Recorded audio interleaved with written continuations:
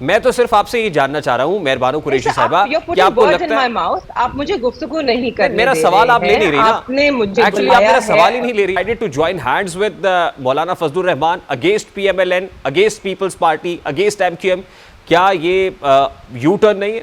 ذرائع کے مطابق تحریک انصاف مولانا فضل الرحمان کو اپنے ساتھ چلنے کے لیے قائل کرنے پر کامیاب ہو گئی ہے، اور یہ ٹاسک رپورٹڈلی اسد کیسر اور محمود خان اچکزئی کو دیا گیا تھا، اور اس حوالے سے مولانا فضل الرحمان سے 2 ملاقاتیں بھی ہوئی تھیں. تاہم اب یہ بات سامنے آئی ہے کہ مولانا فضل الرحمان تحریک تحفظ آئین پاکستان میں باقی ماندہ پولیٹیکل پارٹیز جو 6 اپوزیشن کی پارٹیز ہیں ان کے ساتھ چلنے پر آمادہ ہو گئے ہیں.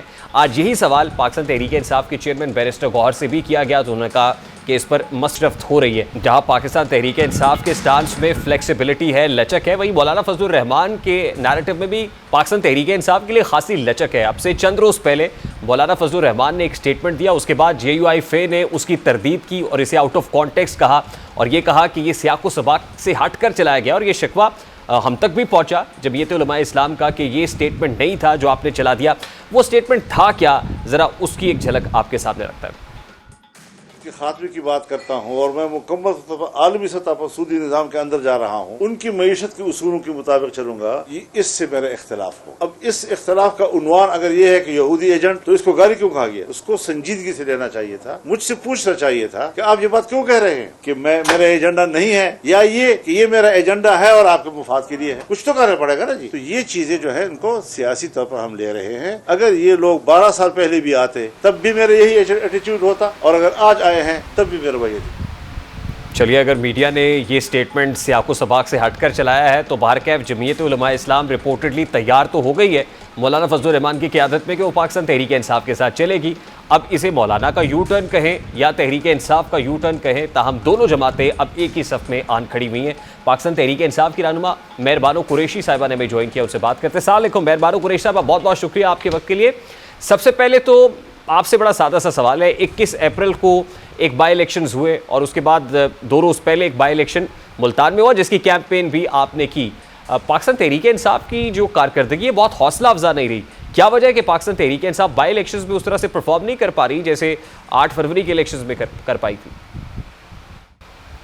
بڑا معصومانہ سوال ہے آپ کا. سب سے پہلے تو السلام علیکم، اور اسی معصومیت سے ہی جواب دوں تو دیکھیے 8 فروری کو بھی تو یہی ہوا. پاکستان کی عوام نے تو 2/3 اکثریت سے ہمیں منتخب کیا اور اسمبلیز میں بھیجا، مگر آپ نے دیکھا کہ ہمارے مینڈیٹ پہ، عوام کے مینڈیٹ پہ ڈاکہ ڈالا. اس وقت 70 سے زائد میرے خیال میں ہماری نیشنل اسمبلی کی سیٹس ہیں، حلقے ہیں جو کہ ٹرائیبیونلز میں اپیل کے لیے گئے ہوئے ہیں، اور اسی طرح پنجاب اسمبلی میں بھی ہم ٹرائیبیونلز میں ہم نے کیسز دائر کیے ہوئے ہیں. تو وہ ہم نے کس لیے کیے؟ کیونکہ جو 8 فروری کو ہوا وہ فری اینڈ فیئر الیکشن نہیں تھا، اس میں عوام کے مینڈیٹ پہ ڈاکہ ڈلا. مختلف حربے اپنائے گئے، کہیں پہ ووٹ مسترد کر کے، کہیں پہ فارم پہ ووٹوں کی ادلا بدلی کر کے PTI کے ووٹ دوسرے کے کھاتے میں لکھتی ہے، دوسرے کے کھاتے PTI کے میں لکھتی ہے. آپ کے سامنے ہے، لوگوں نے گواہیاں دی. جو جیت گئے کچھ باضمیر لوگ، انہوں نے خود کہہ دیا کہ جی ہم تو نہیں جیتے. جو کچھ دوسرے نمبر پہ آئے اور تحریک انصاف کو تیسرے نمبر پہ رکھا، انہوں نے کہا کہ جی تیسرے نمبر پہ آنے والا تو پہلے نمبر پہ ہے، ہمارے فارمز کے مطابق بھی. تو یہ جو گھوٹالہ ہے یا یہ جو ڈاکہ ہے، یہ تو سب نے ڈلتے ہوئے دیکھا. لیکن بائی الیکشنز تو بڑے کنٹرولڈ الیکشنز ہوتے ہیں. دیکھیے 2 روز پہلے جو ملتان میں ہوا، میں ضمن صرف ایک سوال کر لوں، میں ضمن سے سوال کر لوں. آپ نے بہت اچھی کیمپین کی ملتان میں، بٹ ملتان میں نتائج شاید آپ کی توقعات کے برعکس آئے ہوں گے. گیلانی صاحب وہاں سے سیکیور کر پائے. اگر آپ مجھے گفتگو مکمل کرنے دیجئے سر، تو میں اسی پہ آ رہی ہوں. ضمنی انتخابات 21 اپریل کو بھی ہوئے پنجاب میں، اور وہ بھی چند حلقے تھے. اور کنٹرولڈ انوائرمنٹ، بہت اچھا لفظ آپ نے استعمال کیا. بالکل ایک کنٹرولڈ انوائرمنٹ ہے جہاں پر ٹیلی فونز بند کر دیے جاتے ہیں، جہاں پہ ضابطہ اخلاق کی کوئی کارروائی نہیں ہوتی. نشاندہی کرنے کے باوجود الیکشن کمیشن آف پاکستان اس پہ خاموش رہتی ہے. 21 اپریل کو جو ہوا آپ نے دیکھا، فونز بند تھے، ڈبے بھرے گئے، لوگوں کو روکا گیا. اس کے بعد اب آ جاتے ہیں 19 مئی پہ جو ملتان میں الیکشن ہوا. اگر آپ اس کو الیکشن کی ڈیفینیشن میں ڈال سکتے ہیں، میری نظر میں اس ملک میں بدقسمتی سے 2024 میں کوئی انتخابات ہوئے ہی نہیں. یہاں پہ چنتخابات ہو رہے ہیں، اور 19 مئی کو بھی ایک فرد کو چنتخب کیا گیا ہے، اور وہ کس طرح کیا گیا ہے آپ کے سامنے میں پیش کر دیتی ہوں. اب آپ دیکھیے، سٹیٹس کے ساتھ بات کرتے ہیں نا، ایسے ہوا میں گفتگو نہیں کرتے. 2024 میں 2 الیکشن ہوئے کچھ مہینوں کے فاصلے میں. ایک کے اندر 13,000 ووٹ مسترد ہوتا ہے اور ایک کے اندر صرف 1,000 ووٹ مسترد ہوتا ہے. یہ وہی حلقہ ہے جس نے 2018 میں بھی ووٹ ڈالا، تب صرف 5,000 مسترد ہوئے.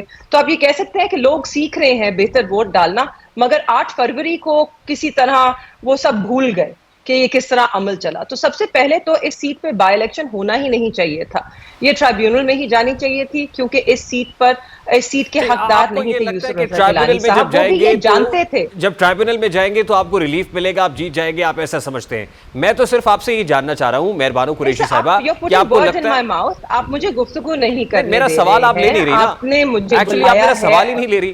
میں تو آپ سے یہ جاننا چاہ رہا ہوں، میرا سوال آپ سن لیجئے کہ میں کیا آپ سے پوچھنا کیا چاہ رہا ہوں. میں پوچھنا یہ چاہ رہا ہوں کہ کیا آپ کو لگتا ہے کہ پاکستان تحریک انصاف کو اپنی اسٹریٹجی کو کسی جگہ پر ریوزٹ کرنے کی ضرورت ہے، یا ووٹر سپورٹر یہ سمجھتے ہیں کہ اب تو حکومتیں بن گئی ہے، اب ہمارے ووٹ سے کیا فرق پڑے گا، یا ہمارا کینڈیڈیٹ اگر منتخب ہو کے پارلیمان میں پہنچ جائے گا تو what difference does it going to make؟ میرا سوال یہ ہے. سر آپ کا سوال اب بجا اپنی جگہ، مگر اگر آپ میرے جوابات سن رہے ہوں تو شاید آپ جن سوالوں پہ انسسٹ نہیں کریں گے نا. If you're listening to what I'm saying، اس میں پاکستان کے ووٹر یا تحریک انصاف کی مقبولیت کا تو سوال ہی نہیں اٹھتا. آپ کو معلوم ہے کہ پاکستان تحریک انصاف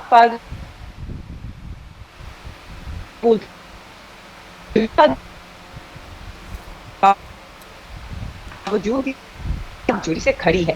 جو الیکشنز میں ہو رہا ہے اس میں ہماری اسٹریٹجی کا کوئی دوش نہیں ہے. ہاں یہ دوش ضرور ہے کہ ہماری جماعت اس وقت پوری ریاست کے خلاف کھڑی ہے. ریاست ایک طرف ہے، ریاست کے ادارے ایک طرف، ریاست کی جو حکومت میں جتنی جماعتیں وہ ایک طرف، اور ہم تنہا ایک طرف ایک نظام کے خلاف لڑ رہے ہیں. شاید یہ اسٹریٹجی ہماری، اگر آپ اس کو ہماری غلطی کہیں تو ہم اس کو غلطی تو نہیں تسلیم کرتے. ہمیں بڑا فخر ہے کہ ہم ایک ایسے نظام کے خلاف کھڑے ہیں جس میں انصاف نہیں، جو نا انصاف ٹھیک پہ مبنی ہے، جو ٹھیک. فسطائیت اچھا، پہ آپ نے مبنی ہے. ایک یہ ضرور ہماری غلطی ہے. پرنسپل پوزیشن لی ہوئی تھی اگینسٹ پی ڈی ایم، اور ظاہر ہے پی ڈی ایم نے آپ کی حکومت گرائی. پی ڈی ایم کے بعد پی ڈی ایم حکومت اس کے بعد 16 ماہ کی بنی، اور اب جو حکومت ہے اس کو آپ پی ڈی ایم 2 کہتے ہیں. میرا سوال آپ سے یہ ہے کہ مولانا فضل الرحمان جو پی ڈی ایم کے سربراہ تھے، ان کو تو بہت کرٹیسائز کیا کرتے تھے آپ. Now you have decided to join hands with Maulana Fazl ur-Rehman against P M L N, against Peoples Party, against M Q M. کیا یہ یو ٹرن نہیں ہے؟ یو ٹرن کیسے ہے جب مولانا کا اپنا موقف بدل گیا؟ مولانا نے اپنی غلطی تسلیم کر لی، یا مولانا نے خود اپنا موقف تبدیل کر لیا؟ بہت بہت شکریہ.